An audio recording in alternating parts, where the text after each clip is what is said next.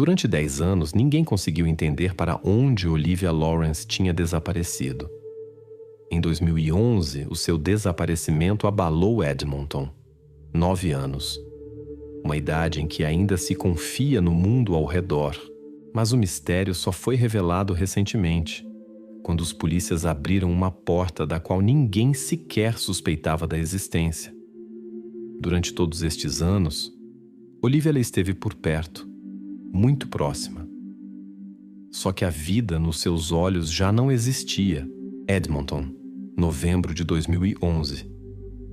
O tempo naqueles dias estava nublado e frio, como costuma acontecer antes do longo inverno canadiano. Sentia-se uma ansiedade no ar que os moradores locais tentavam ignorar. Na manhã de 7 de novembro, Olivia Lawrence, como de costume, saiu de casa na Hawthorne Street e dirigiu-se para a escola, que ficava lá apenas 15 minutos a pé. Ela conhecia bem o percurso que passava por bairros tranquilos, mas movimentados. Todos os dias, dezenas de pessoas passavam por ali. Pais, funcionários de lojas, adolescentes das escolas vizinhas. Às 15h05 daquele dia, as aulas terminaram. Normalmente, Olivia chegava a casa ao mais tardar às 15h30 e era sempre recebida pela mãe, Evelyn Lawrence. Naquele dia, ela atrasou-se na cozinha a preparar o almoço. Ao olhar para o relógio às 15h40, a mulher sentiu pela primeira vez uma leve preocupação. Às 16h, já andava nervosamente pela sala, procurando a filha pela janela. Às 16h15, Evelyn ligou para o telemóvel do marido, David Lawrence, e 1 hora depois, estavam juntos à porta da esquadra da polícia, a preencher a declaração de desaparecimento. A polícia iniciou as buscas imediatamente.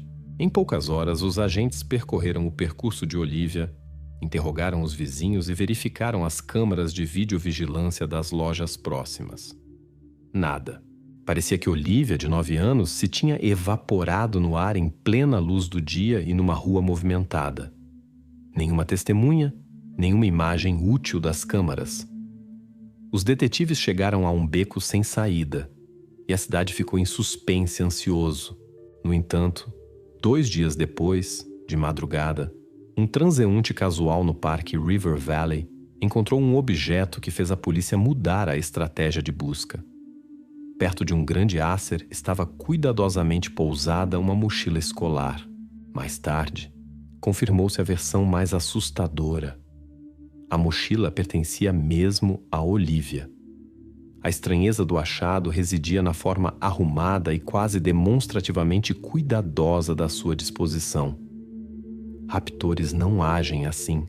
Parecia uma mensagem silenciosa ou uma pista estranha. O conteúdo da mochila estava intacto. Manuais escolares, estojo, cadernos escolares. Mas nenhuma impressão digital ou cabelo. Nenhum vestígio. Entretanto, os vizinhos da família Lawrence começaram a recordar pequenos detalhes. Uma mulher que morava em frente à casa dos Lawrence, a senhora Patricia Harper, afirmou ter visto Olivia pessoalmente 2 dias após o seu desaparecimento. Segundo ela, aconteceu perto do supermercado local, na secção de confeitaria. Tinha a certeza de a ter reconhecido pelo casaco vermelho vivo e pelos cabelos claros. Mas a polícia rapidamente descartou essa versão. A senhora Harper tinha sofrido recentemente um AVC grave e a sua memória falhava frequentemente. O testemunho foi considerado não confiável, embora a mulher insistisse na sua versão até ao fim. A investigação continuou e, em breve, a atenção dos detetives voltou-se para a família Lawrence. O comportamento dos pais levantou muitas questões. O pai de Olivia, David, parecia surpreendentemente contido e calmo. Nenhuma lágrima, nenhum colapso emocional. As suas respostas secas e curtas levantaram imediatamente suspeitas. Na prática da investigação, são conhecidos casos em que tal calma indica envolvimento. Ele foi interrogado várias vezes. De cada vez repetia a mesma coisa. De manhã foi para o trabalho, voltou durante o dia, depois saiu para fazer compras. Mas uma vizinha lembrou-se que naquele dia David saiu e voltou várias vezes sem sacos ou quaisquer compras. Estes pequenos detalhes, aparentemente insignificantes, foram cuidadosamente registrados pela polícia no processo. Evelyn Lawrence, pelo contrário, parecia demasiado emocional. Ligava constantemente para a polícia, exigia relatórios, fazia cenas na esquadra. Tal comportamento também alertou os detetives, mas ainda não havia suspeitas diretas sobre ela. Paralelamente surgiu um segundo suspeito, o porteiro da escola, um tal Michael O'Hara. No dia do desaparecimento de Olivia, ele demitiu-se subitamente e um dia depois deixou a cidade, tendo vendido o carro previamente. Durante a verificação, descobriu-se que ele já tinha sido condenado por roubo 5 anos antes. Mas uma verificação mais aprofundada revelou a ausência de ligações reais entre O'Hara e a desaparecida. Ele foi encontrado pouco depois no estado vizinho, vivendo tranquilamente com familiares, e deu um depoimento detalhado. Afirmou que simplesmente queria mudar de vida e mudar-se. Esta pista rapidamente se desvaneceu. A investigação parecia ter chegado a um impasse. Até que uma manhã, exatamente uma semana após o desaparecimento de Olivia, uma carta anônima foi encontrada à porta da casa dos Lawrence. O envelope estava completamente limpo, sem selos ou endereços. Dentro, havia uma fotografia. Uma foto Polaroid, claramente tirada muito recentemente depois do desaparecimento de Olivia. Na fotografia, ela estava de pé junto a uma porta desconhecida, vestida com roupas alheias, demasiado grandes. O seu olhar parecia assustado e perdido. Ao fundo, paredes de betão nuas e iluminação fraca. Nenhum outro detalhe. Nenhuma mensagem, nenhuma exigência. Apenas uma foto, que mudou tudo drasticamente.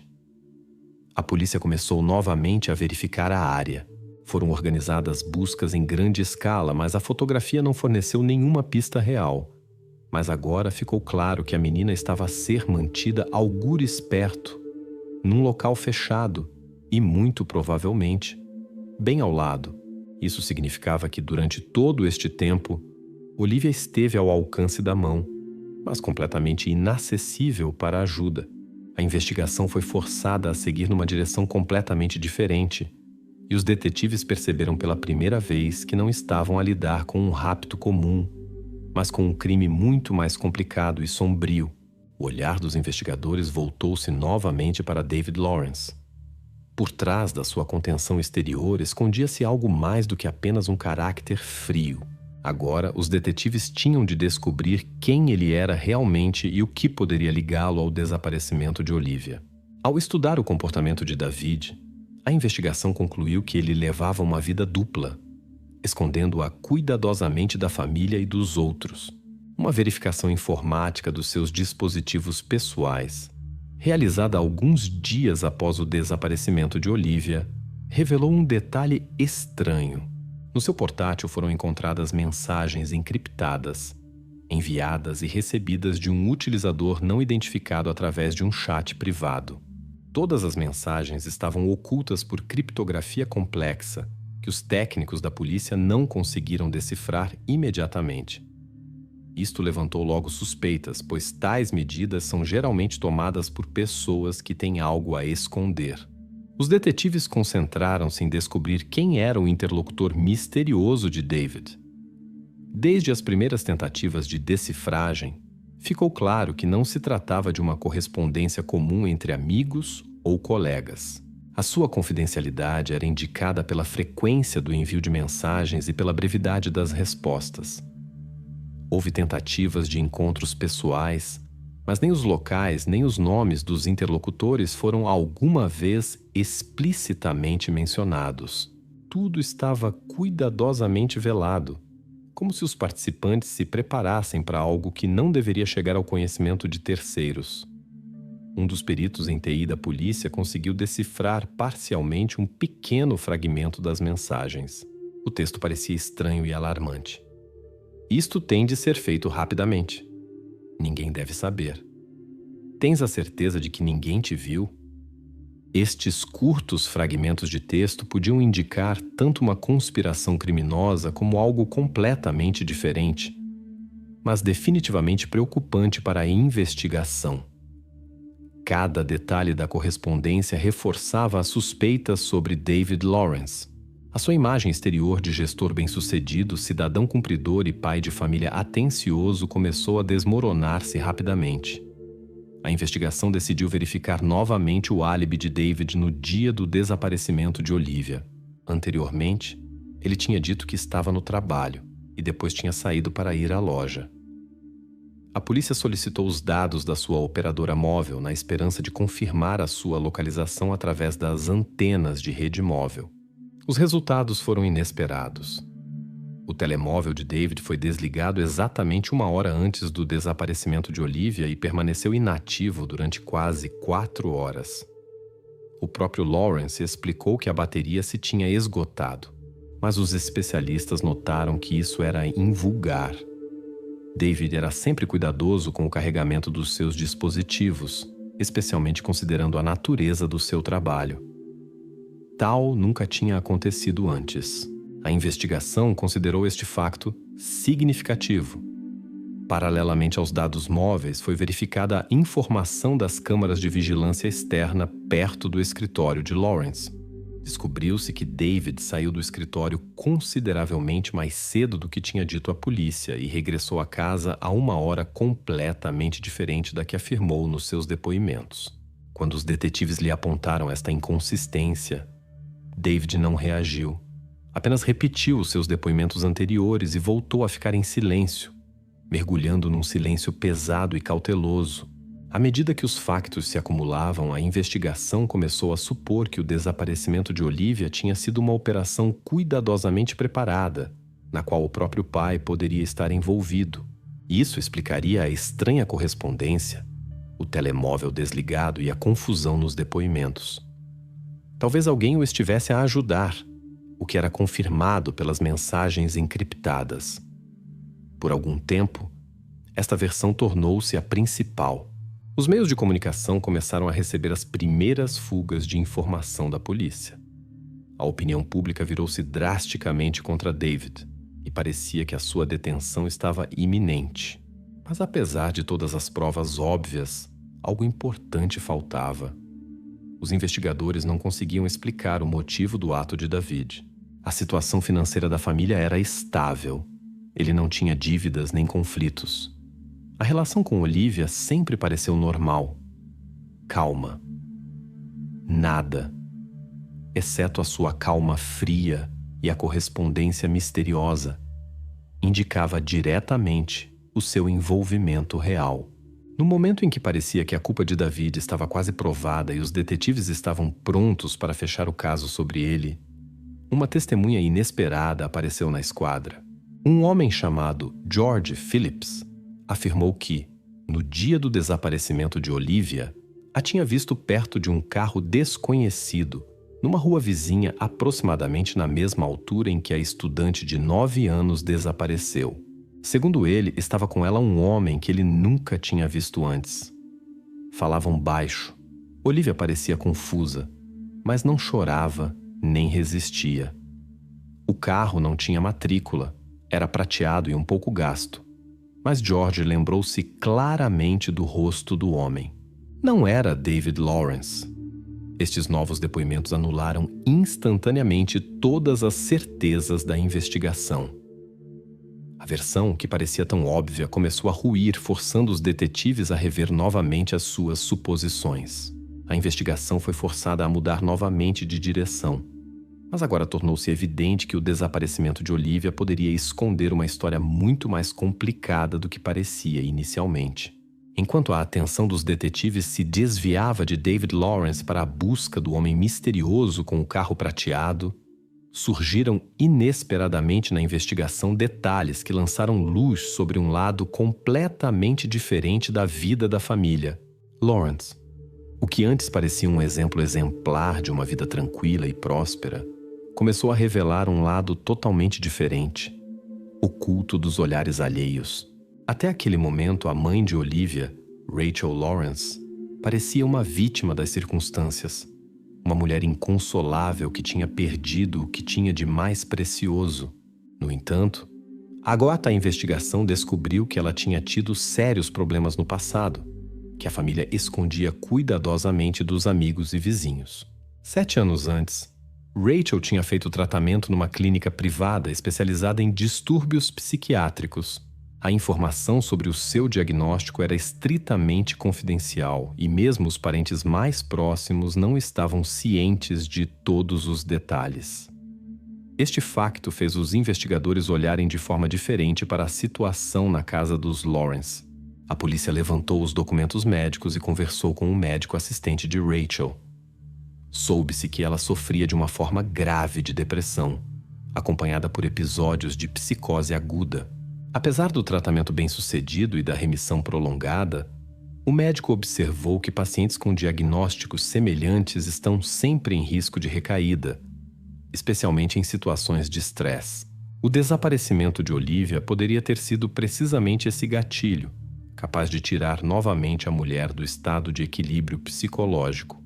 Os investigadores começaram a interrogar novamente os parentes e vizinhos dos Lawrence, tentando entender se o comportamento de Rachel antes do desaparecimento de Olivia tinha sido de alguma forma invulgar. Inicialmente, a família afirmou unanimemente que nada de especial tinha acontecido. No entanto, à medida que novas conversas ocorriam, começaram a surgir contradições evidentes nas suas palavras. A irmã de Rachel, Lisa Miller, na primeira conversa com a polícia, disse que o comportamento da irmã nas últimas semanas antes do desaparecimento de Olivia tinha sido absolutamente normal e nada notável. Durante o interrogatório repetido, Lisa já não estava tão segura. Confessou que Rachel, nos últimos meses, se tinha tornado muito ansiosa, fechada. Evitava a comunicação mesmo com parentes próximos e dizia constantemente que estava cansada desta vida. Por vezes, Rachel até se recusava a sair de casa, alegando indisposição, embora os médicos não encontrassem causas físicas para tal estado. Outros vizinhos confirmaram que Rachel, nos últimos dias, parecia muito deprimida e comportava-se como se esperasse algo mal. Mas ninguém conseguia lembrar-se de episódios específicos de agressão ou comportamento perigoso em relação a Olivia. No entanto, a própria atmosfera na casa dos Lawrence começou a parecer cada vez mais preocupante e insegura para essa investigação. Considerando todos os factos revelados, os investigadores começaram a considerar seriamente a versão em que a própria Rachel se tornava a principal suspeita. Os detetives supuseram que ela poderia, estando num estado psicológico grave, ter causado dano não intencional à sua filha e depois escondido cuidadosamente os vestígios. Os meios de comunicação receberam novamente uma fuga de informação e a cidade mergulhou em novos rumores. Os vizinhos, que ainda recentemente simpatizavam com a família, começaram a olhar com desconfiança para a casa dos Lawrence.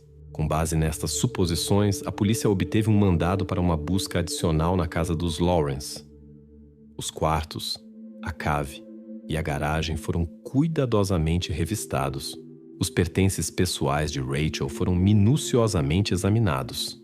O seu telemóvel, diários, notas pessoais. Mas nada comprometedor, exceto descrições dos seus próprios medos e preocupações, foi encontrado. Embora a suspeita fosse forte, não obteve confirmação direta. No entanto, a imagem da mãe infeliz começou a mudar drasticamente aos olhos do público e das autoridades, aumentando a pressão sobre Rachel. Os investigadores começaram a trabalhar com um psicólogo para entender se uma mulher com tal diagnóstico poderia ter planeado e executado sozinha o complexo plano do desaparecimento de Olivia. As opiniões dos especialistas dividiram-se. Alguns consideravam isso possível em momentos de episódio psicótico. Outros estavam convencidos de que Rachel não poderia ter agido de forma tão consciente e metódica, especialmente considerando o seu estado atual. No auge destas dúvidas e da busca por provas da culpa ou inocência da mãe, chegou à linha da polícia uma comunicação súbita que novamente mudou drasticamente a direção da investigação. A mulher que ligou, residente da cidade vizinha de St.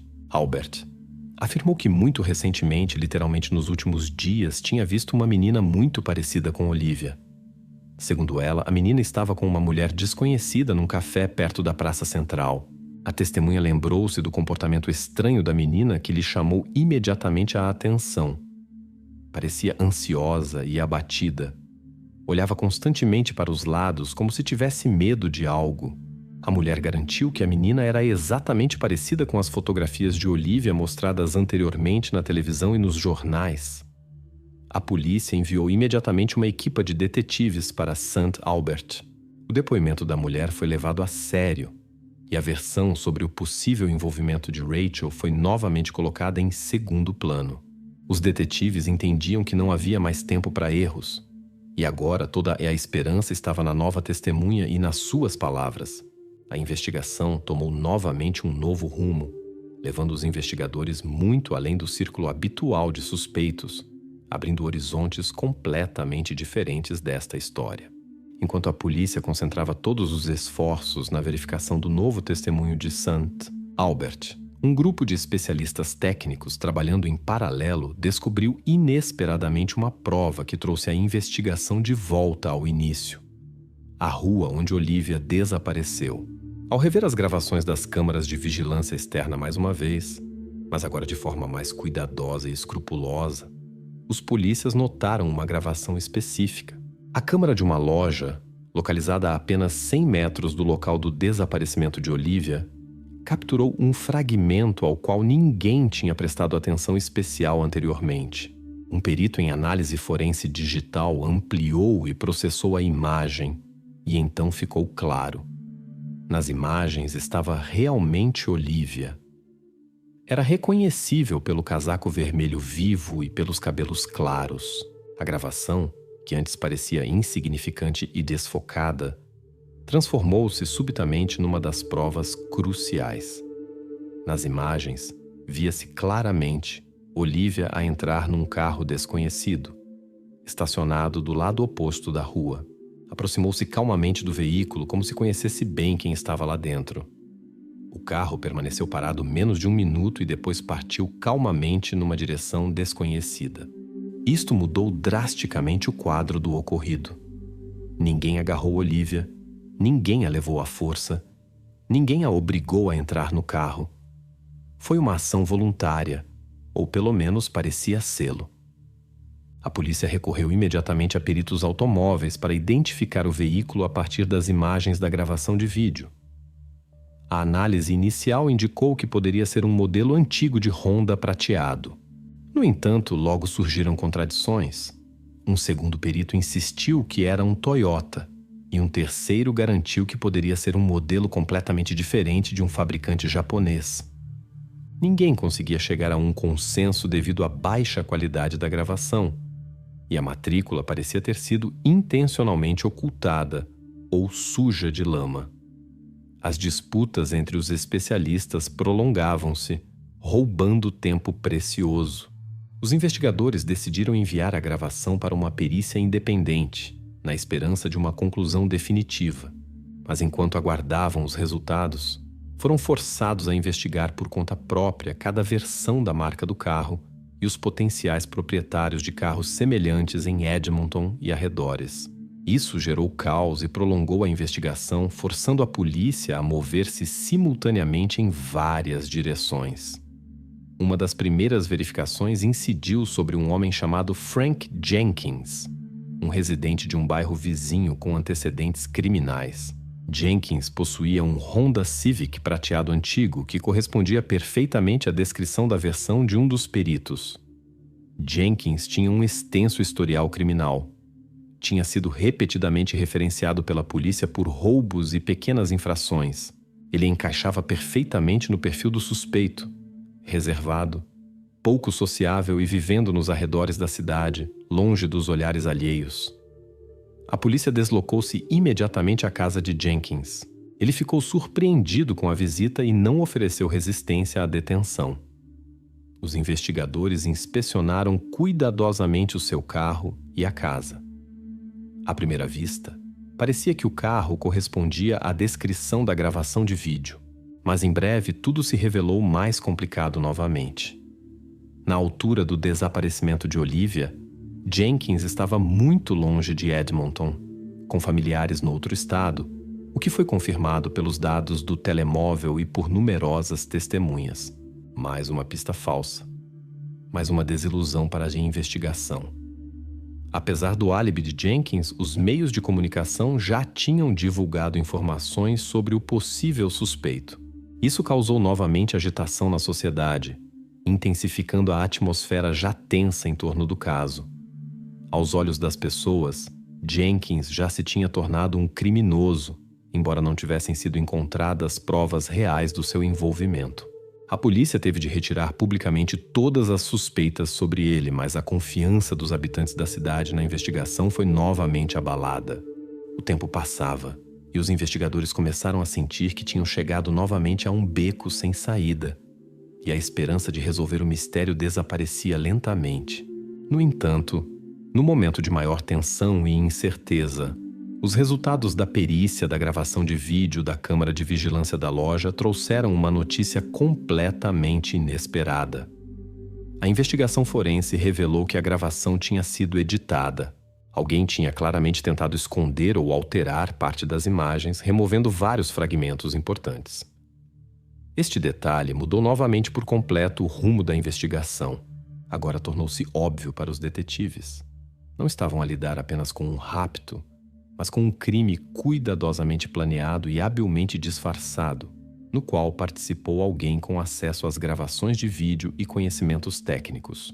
Esta descoberta obrigou a polícia a rever literalmente tudo o que se sabia até aquele momento. A investigação deu novamente uma reviravolta inesperada, mergulhando cada vez mais fundo nos mistérios e intrigas que envolviam o caso de Olivia Lawrence, forçando os investigadores a olhar para onde antes nem sequer podiam imaginar.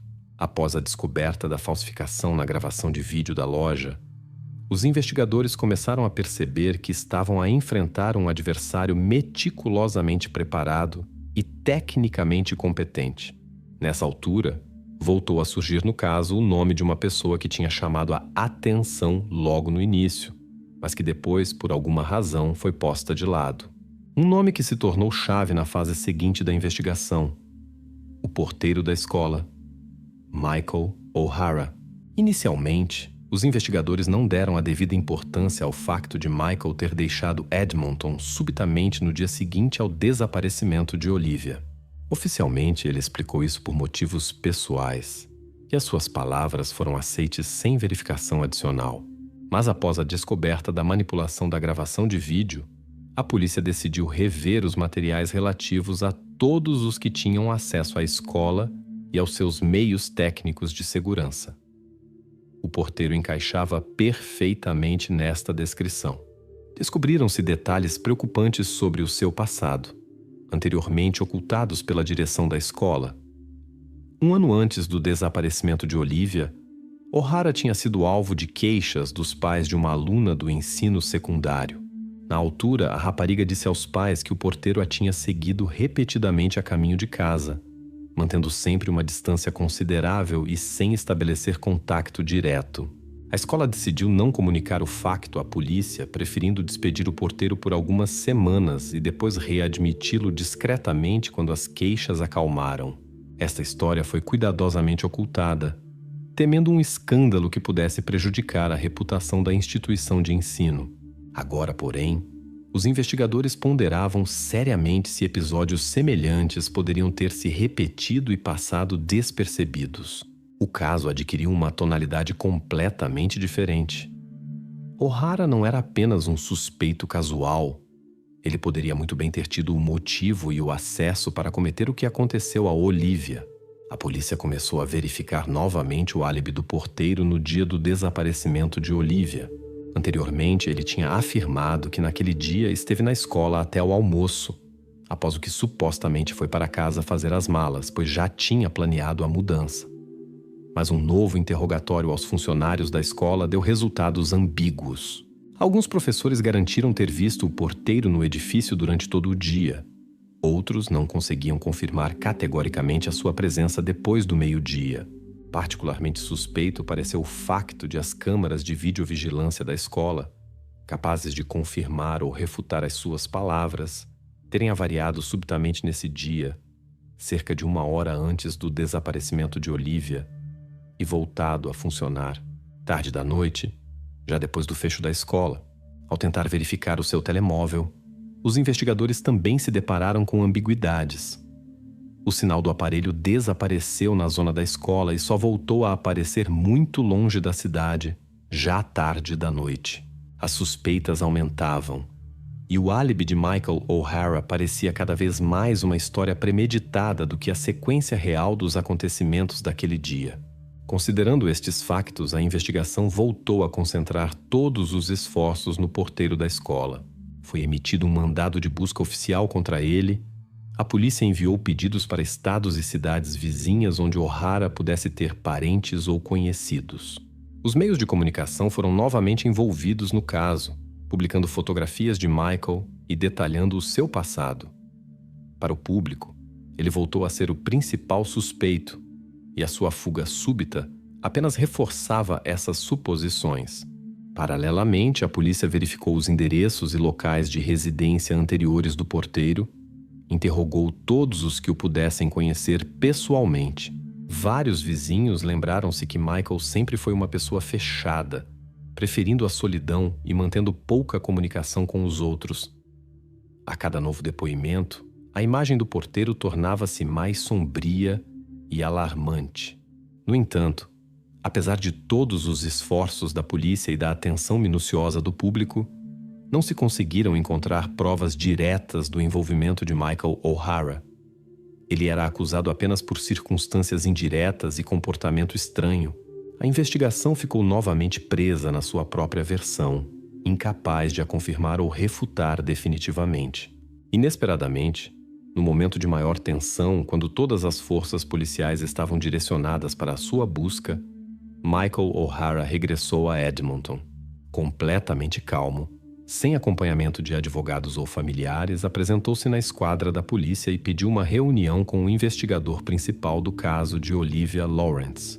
Foi um ato inesperado e ousado, contradizendo completamente toda a sua conduta anterior.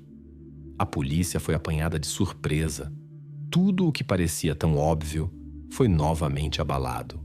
Ninguém conseguia explicar por que razão um homem que tinha evitado a comunicação e se escondido durante tanto tempo decidiu subitamente apresentar-se voluntariamente à investigação.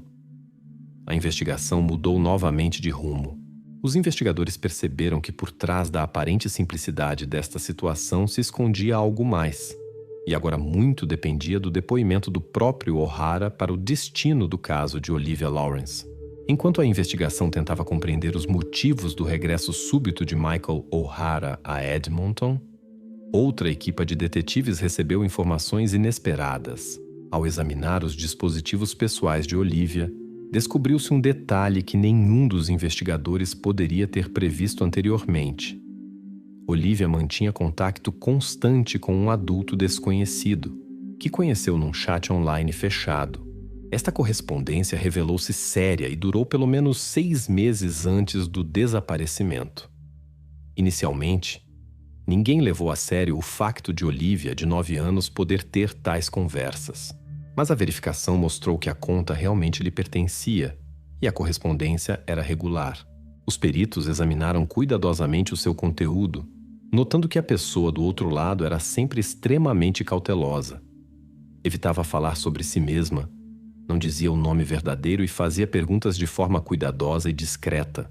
No entanto, era precisamente esta comunicação, aparentemente benevolente e inocente, que causava a maior preocupação. Os investigadores notaram o tom peculiar com que o desconhecido se dirigia a Olivia. As mensagens pareciam amigáveis, quase paternais, e o estranho frequentemente sugeria a Olivia que contasse sobre quaisquer das suas preocupações e problemas, insinuando que ele a entenderia melhor do que os pais ou amigos. Olivia confiava neste interlocutor e, ao que tudo indica, partilhava com ele muitos detalhes da sua vida. Esta correspondência não chamou a atenção dos pais e estava escondida entre mensagens comuns e jogos. No entanto, Os peritos estabeleceram que alguém instruía cuidadosamente Olivia sobre como apagar os fragmentos mais comprometedores da correspondência, escondendo-os dos pais. Isto significava que o adulto desconhecido estava perfeitamente ciente de que as suas ações eram ilegais e perigosas. A revelação desta informação foi uma surpresa também para a família Lawrence. Os pais afirmaram que não tinham qualquer conhecimento de tais contatos da filha na rede. No entanto, um interrogatório repetido e mais rigoroso da mãe de Olivia, Rachel Lawrence, deu resultados completamente diferentes. Sob pressão da investigação, Rachel admitiu que sabia do estranho conhecido online da filha, mas não lhe deu grande importância. Segundo ela, temia a reação do marido e da polícia, por isso decidiu não informar ninguém, acreditando que Olivia própria terminaria a comunicação. Os investigadores tentaram descobrir por que Rachel encarou uma situação tão séria de forma tão leve.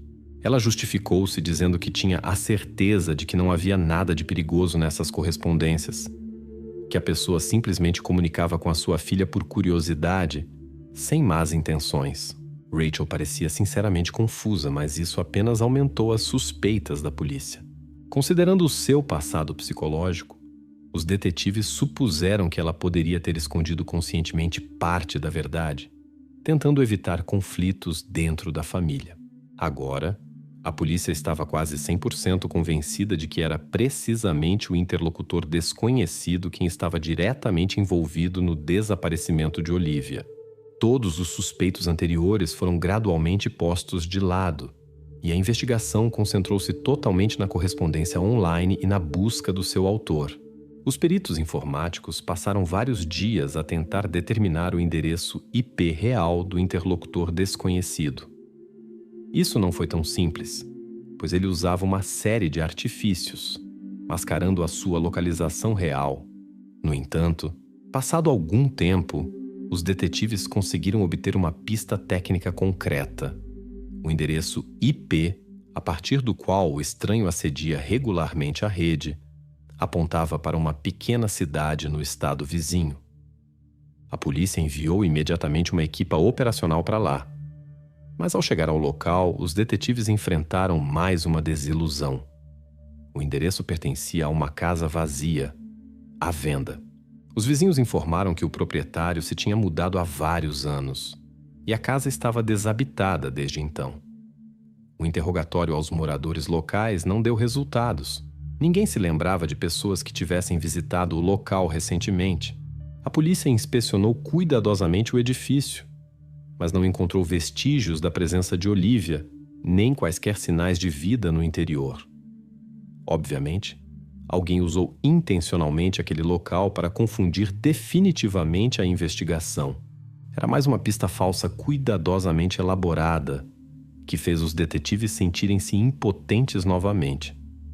Apesar do novo fracasso, a polícia não se apressou a deixar a casa.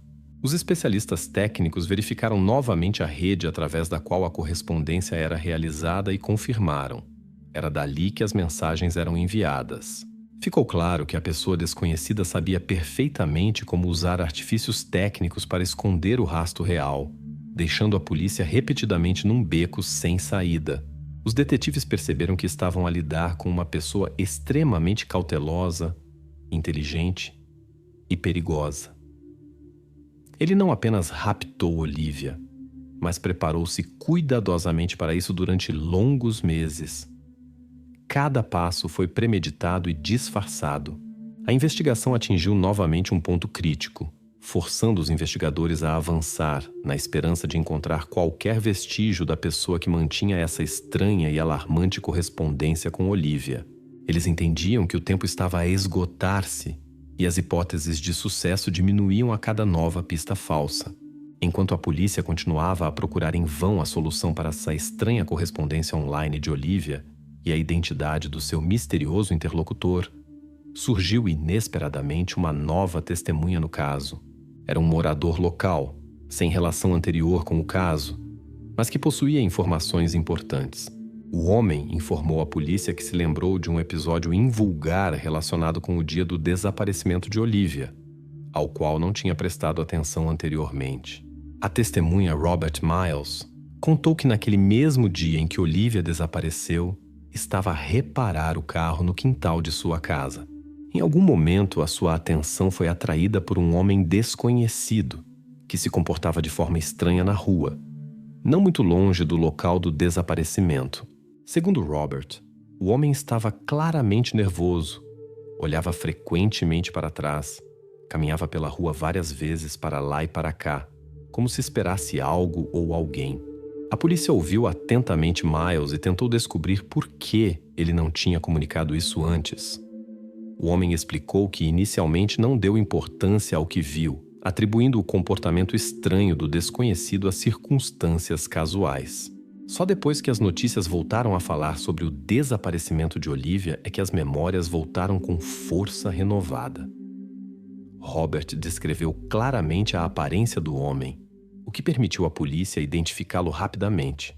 O homem de quem a testemunha falava era um eletricista local chamado Stephen Hart. A polícia verificou a sua identidade e não encontrou quaisquer sinais alarmantes no passado. Ausência de registro criminal, trabalho estável, avaliações positivas de vizinhos e clientes. À primeira vista, Hart era uma pessoa absolutamente comum que não levantava suspeitas. No entanto, a polícia era obrigada a verificar esta versão cuidadosamente. Os detetives convidaram Hart para uma conversa. Inicialmente, ele parecia completamente calmo e respondia de bom grado às perguntas. O homem confirmou que esteve realmente na área do desaparecimento de Olivia no dia indicado, explicando a sua presença pela realização de um trabalho de rotina nas proximidades. A polícia verificou esta declaração e, à primeira vista, tudo parecia bastante convincente. Os clientes confirmaram que ele esteve realmente na casa deles nas horas indicadas, realizou a reparação da instalação elétrica e saiu aproximadamente na hora que coincidia com o desaparecimento da menina. Mas a investigação não podia deixar esta versão sem uma verificação completa. Os agentes interrogaram Hart várias vezes, tentando detectar imprecisões nos seus depoimentos, mas de cada vez, Stephen era extremamente convincente e preciso, não demonstrando sinais de nervosismo. Os detetives chegaram a verificar o seu carro e pertences pessoais, mas não encontraram nada suspeito. Tudo indicava que Stephen Hart estava a dizer a verdade. Apesar da credibilidade do álibi de Hart, os investigadores decidiram ainda assim estudar novamente a sua biografia e ligações. O seu comportamento no dia do desaparecimento de Olivia parecia demasiado suspeito para ser ignorado. Os detetives interrogaram vizinhos e amigos de Stephen, tentando descobrir quaisquer detalhes ocultos da sua vida que pudessem indicar o seu envolvimento. No entanto, a verificação não deu em nada. Pelo contrário, as pessoas falavam positivamente de Stephen. Muitos descreviam-no como uma pessoa calma, educada e trabalhadora, não tendo notado nele qualquer comportamento estranho. A polícia também examinou as suas chamadas telefônicas e correspondência daquele período, mas não foram encontrados contactos suspeitos. Até o perfil psicológico elaborado por especialistas depunha a favor da sua total não implicação.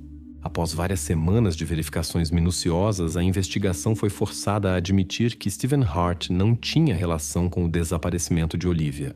Ele voltou a ser apenas uma testemunha que circunstâncias casuais tornaram suspeito por um curto período. O caso chegou novamente a um impasse, e a polícia foi forçada a voltar-se para outras versões, pondo de lado a figura do eletricista. Parecia que a história com Stephen Hart tinha terminado definitivamente. No entanto, anos depois, já em 2017, o nome deste homem apareceu novamente nos registros policiais de Edmonton. Stephen Hart foi inesperadamente detido sob a acusação de vários ataques a mulheres, cometidos por ele nos últimos meses. A polícia estabeleceu que estes crimes eram cometidos segundo um padrão semelhante. Ele escolhia cuidadosamente as suas vítimas, agia com precisão e quase não deixava vestígios. Apenas por acaso, uma das vítimas conseguiu identificá-lo e comunicar à polícia. Esta informação chocou os detetives, que anteriormente tinham excluído Hart da lista de suspeitos no caso de Olivia. De repente perceberam que o homem que antes parecia absolutamente comum e inofensivo era capaz de muito mais do que se supunha inicialmente. Agora, a polícia foi novamente forçada a regressar aos materiais do caso para estudar mais uma vez o comportamento de Stephen Hart no dia em que Olivia desapareceu. A investigação recomeçou com nova força. O passado e o presente de Stephen Hart exigiram da polícia um estudo mais aprofundado da sua personalidade. E o caso do desaparecimento de Olivia, que parecia já congelado na incerteza, voltou a ganhar direção. Após a detenção de Stephen Hart em 2017 por ataques a mulheres, a polícia foi forçada a investigar mais a fundo a sua vida.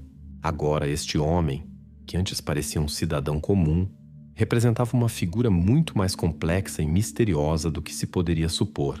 A investigação reabriu os materiais sobre o desaparecimento de Olivia, revendo cuidadosamente cada episódio da vida de Hart nos últimos anos.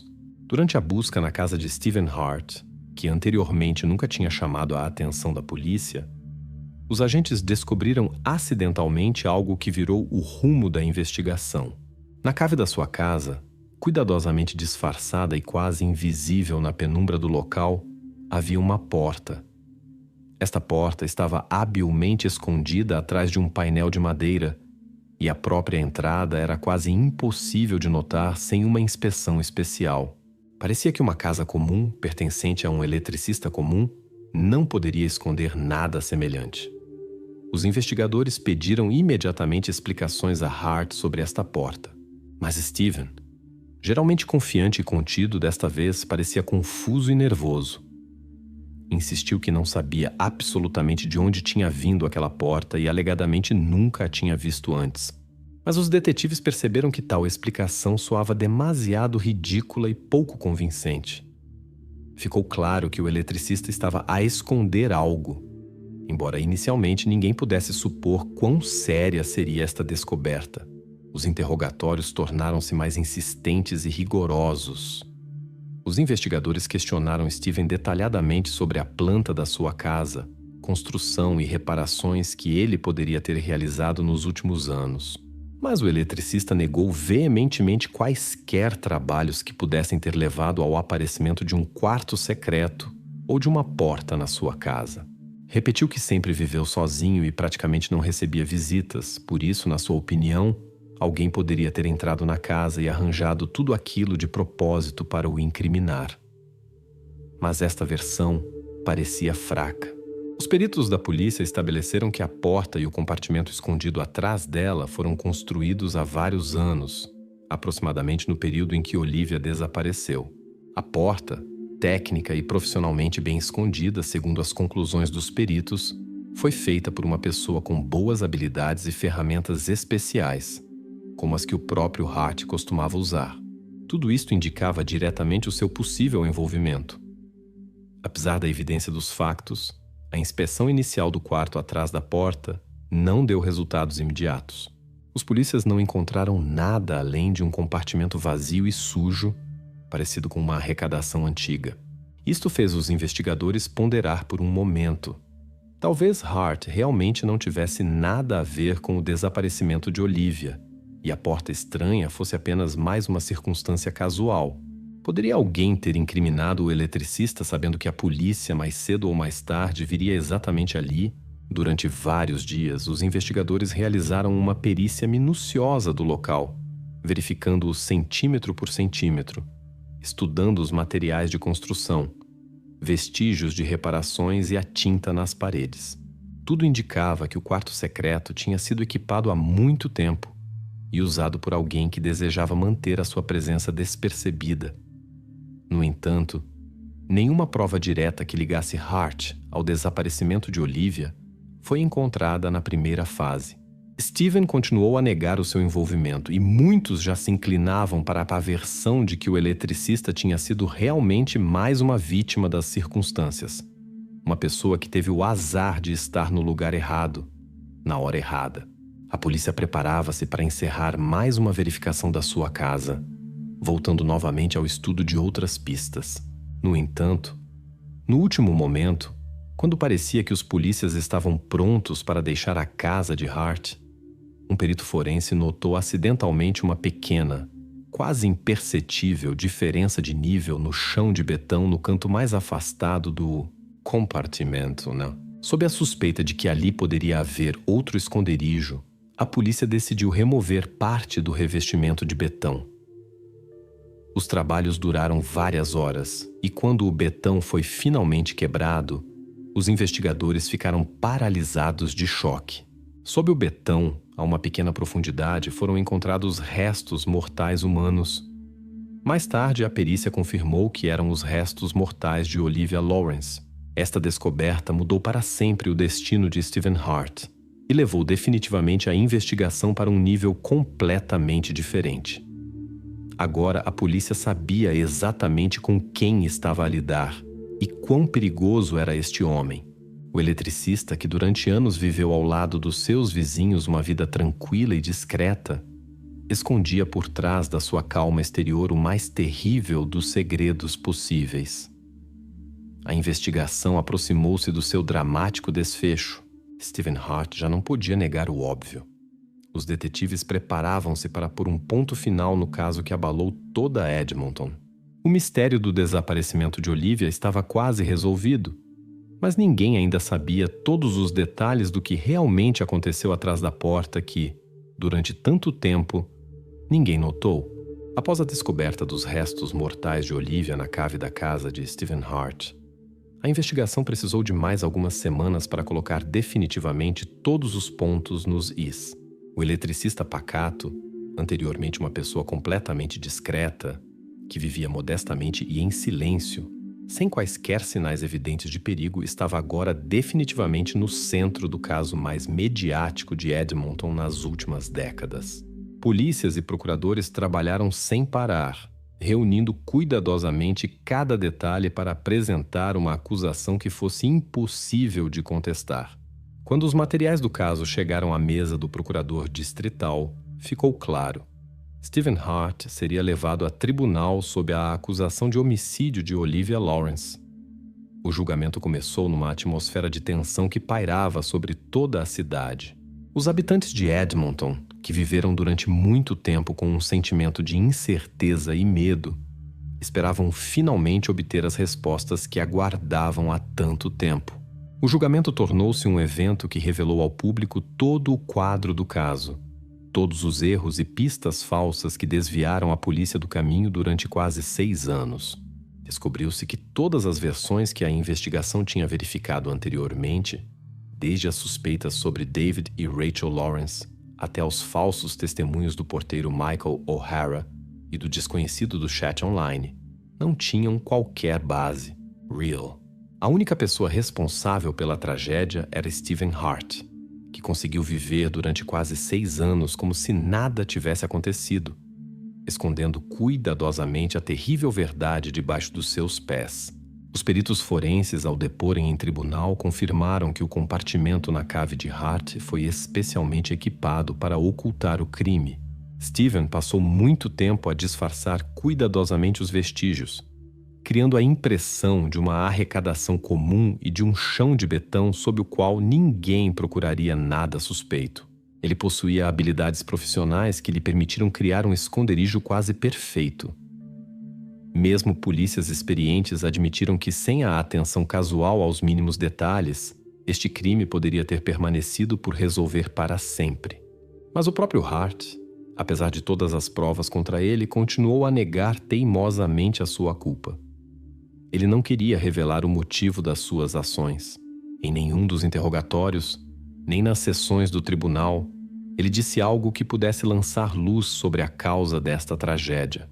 Mesmo os advogados do réu, ao fazerem-lhe perguntas diretas em privado, não obtiveram quaisquer esclarecimentos sobre por que ele escolheu precisamente Olivia e por que decidiu dar aquele passo terrível.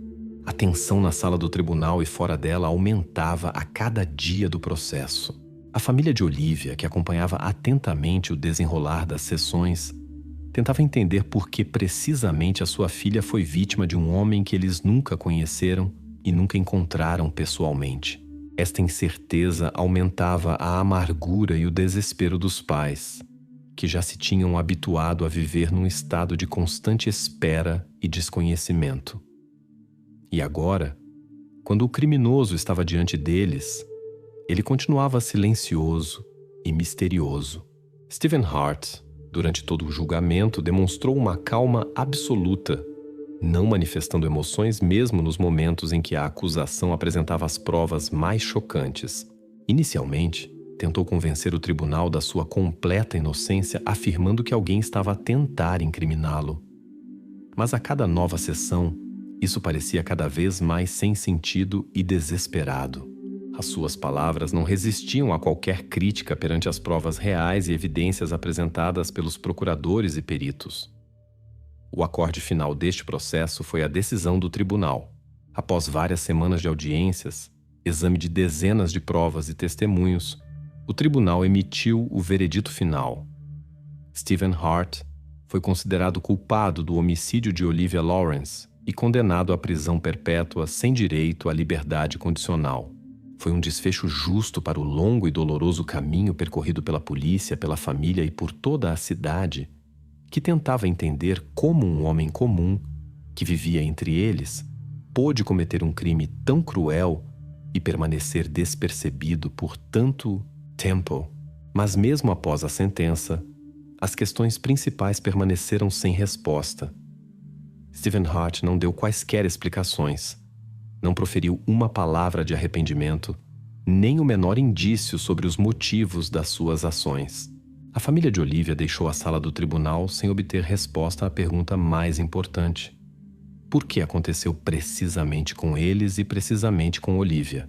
Apesar da conclusão da investigação e da sentença proferida, a verdadeira causa da tragédia permaneceu um segredo que Stephen Hart, ao que tudo indica, decidiu levar para sempre consigo. O caso de Olivia Lawrence tornou-se um dos mais famosos e misteriosos da história criminal do Canadá. Mostrou quão facilmente uma pessoa pode esconder a sua verdadeira essência, vivendo ao lado dos outros, e quão complexo pode ser o caminho para estabelecer a verdade.